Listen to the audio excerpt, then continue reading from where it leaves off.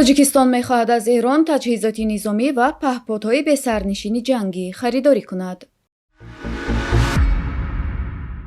тасмими кушодани долони бисёрсоҳавии Тоҷикистон, Узбекистон, Туркманистон, Ирон, Туркия.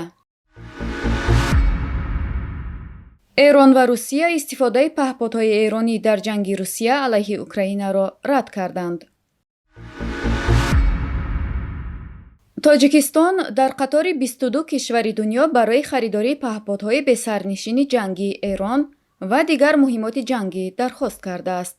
тавре хабаргузории Тасним Ньюс бо истинод аз қавли фармондеҳи мушовири аршади низомии раҳбари олии Эрон Оятуллоҳ Хоманаӣ, генерал-майёр Яҳьё Раҳим Сафавӣ хабар медиҳад, барои харидории ҳавопаймоҳои бесарнишини низомии тавлиди Эрон 22 кишвари ҷаҳон дархостҳои расмӣ ироа карданд. Яҳьё Раҳим дар як нишасте дар Теҳрон гуфтааст, кишварҳои довталаби феълӣ барои харидории ҳавопаймоҳои бесарнишини эронӣ Арманистон, Тоҷикистон, Сербистон, Алҷазоир, Венесуэла ва чанди дигар кишварҳо мебошанд.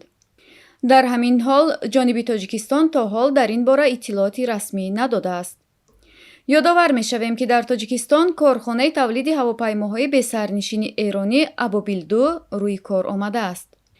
ҳавопаймои бесарнишини Абобил-2 яке аз аввалин дастовардҳои ҳавопаймои бесарнишини Ҷумҳурии Исломии Эрон аст, ки то имрӯз бо теъдоди зиёд истеҳсол шуда, ба ҷузъу томҳои гуногуни нерӯҳои мусаллаҳи ин кишвар додаву корбурд шудааст. гуфта мешавад, бурди амалиётии ин паҳпод 100 километр аст ва Абобил-2 мудовимати парвозии 75 то 120 дақиқаро дорад.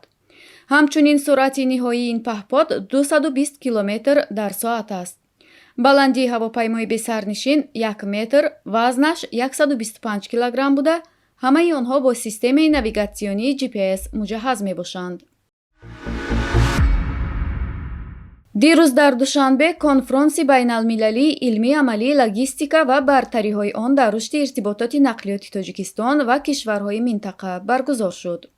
бино ба иттилои Вазорати нақлиёти Тоҷикистон, дар конфронс вазири нақлиёт зимни гузориши худ гуфта, ки корҳо ҷиҳати кушодани долони мултимодалии Тоҷикистон, Узбекистон, Туркманистон, Ирон, Туркия фаъолона идома доранд. Азим Иброҳим гуфтааст, мо истифодаи ин долонро аз нигоҳи кам кардани масофа ва кам кардани арзиши ҳамлу нақли бор нисбат ба долонҳои мавҷуда самаранок мешуморем. бартарии дигари ин долон пайвастани он тавассути роҳи автомобилгарди қаламрави Тоҷикистон бо ҷумҳурии мардумии Чин мебошад, ки ба иҳёи роҳи бузурги Абрешим ва ҳамгироии иқтисодии минтақавӣ мусоидат мекунад. ба гуфти вазири нақлиёти Тоҷикистон, бо дастгирии институтҳои молиявии байналмилалӣ, лоиҳаи автоматикунонии низоми назорат амалӣ шуда истодааст.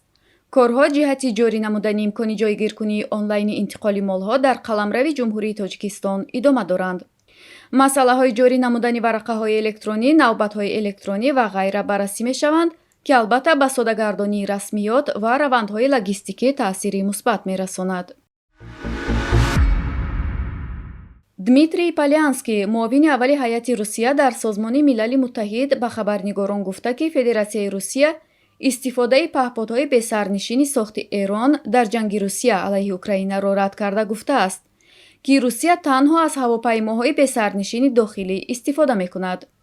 Полянский пас аз баррасиҳои Шӯрои амнияти Созмони Милали Муттаҳид дар бораи ҳузури паҳподҳо дар ҷанги Украина гуфт: мо саноати ҳавопаймоҳои бесарнишини худро дорем, ки қисмҳои зарурии онро истеҳсол мекунад. ин дипломати русӣ илова кард, ки навиштаҳое ба забони русӣ рӯи боқимондаҳои паҳподҳое, ки ба аҳдофе дар Украина ҳамла карда буданд, дида мешавад. ӯ дар идома ба сурати кинояомезе гуфт: фикр намекунам, ки забони русӣ дар Эрон зиёд истифода шавад. пеш аз ин Носир Канонӣ, сухангӯи Вазорати умури хориҷаи Эрон, дар посух ба суоли хабарнигорон дар хусуси истифодаи артиши Русия аз паҳподҳои сохти Эрон дар ҷанги Украина изҳор дошта буд. ҷумҳурии Исломии Эрон ахбори нашр шуда дар бораи таҳвили паҳпод ба Русия бо ҳадафи истифода дар ҷанги Украинаро беасос дониста ва онро таъйид намекунад. аммо мақомоти дифоии Украина бо ташхиси паҳподҳои ҳуҷум карда ба Украина гуфтанд, ки паҳподҳое, ки рӯзҳои охир ба Украина зарба заданд, сохти Эрон мебошанд.